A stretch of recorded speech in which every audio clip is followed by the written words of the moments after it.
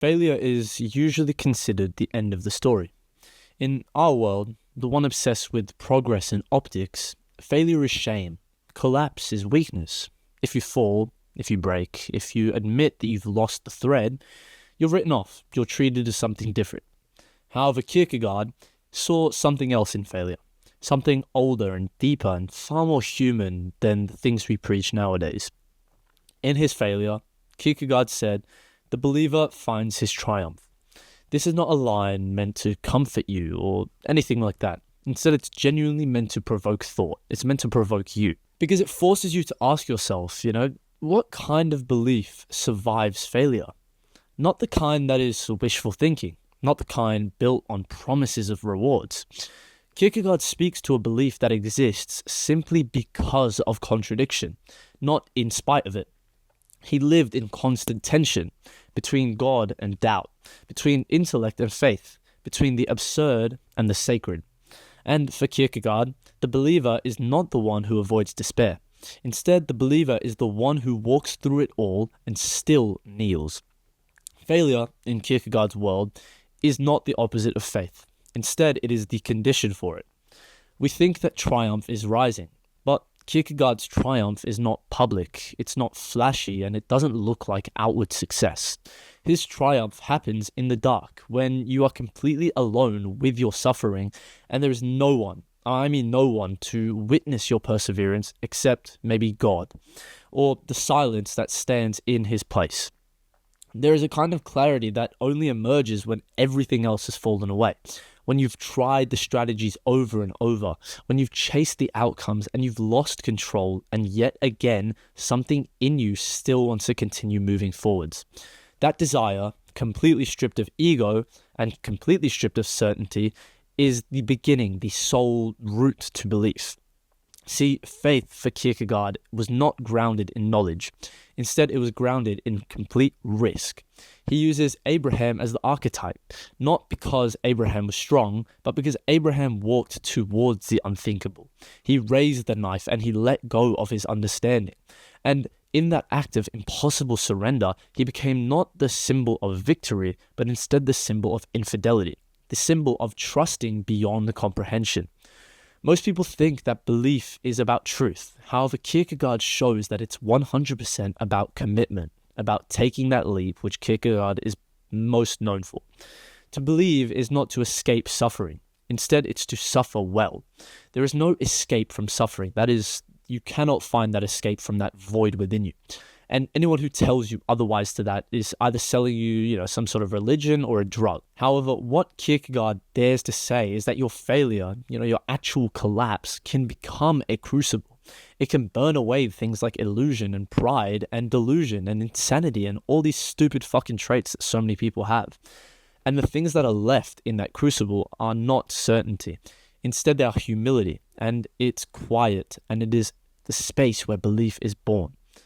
I shouldn't have said they are humility. It is humility, but whatever.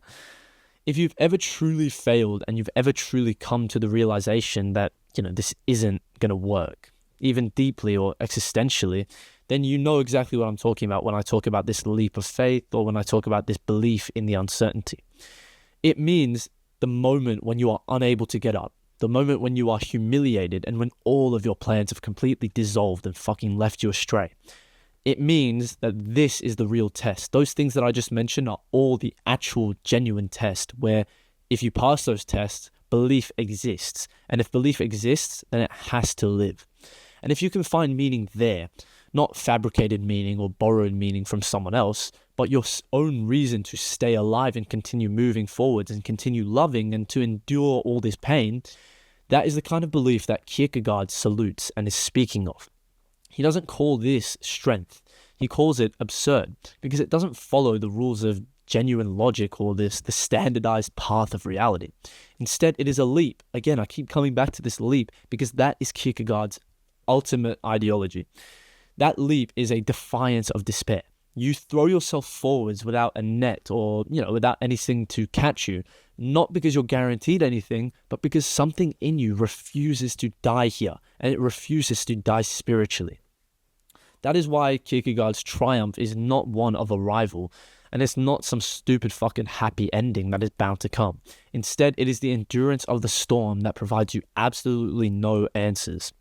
We as human beings naturally want answers and want clarity. However, Kierkegaard gives us something far more painful, which is also far more real. He gives us the dignity of the unresolved. He gives you the holiness of the torn and the idea that faith is not knowledge. Instead, it's surviving your own breakdown with your eyes completely wide open. It is finding peace not in resolution, but instead in persistence. And in a world that constantly tries to sell us clarity and engagement and progress, that is radical. So if you have failed, and I know many of you have if you're watching this video, and I'm not talking about stumbling over or falling. I'm talking about genuine failure. Good, because that is where the belief begins. If you felt ashamed in the past or humiliated or empty or, anything of the likes, then good, because that is where your belief finally becomes yours.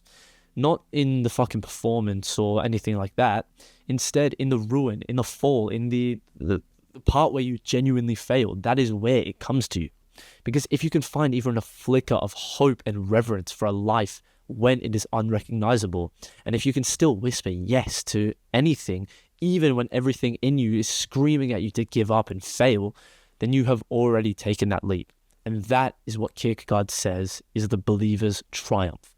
It's not visible, nor is it explainable, but it is still real, and it's very, very real. More real than anything else you'll find in this fucking fallacy of a life. You never rose up. Is that a word? Rose? You didn't rise above the absurd. Instead, you passed directly through it. And on the other side, you are not the same person, and you never will be ever again. Maybe you are smaller, maybe you're more quiet and less sure, but you're also far more honest with yourself. And you believe in yourself now. Because if you have been stripped of every illusion and you still decide to give a fuck and care, you are not broken as a person. Instead, you are now free.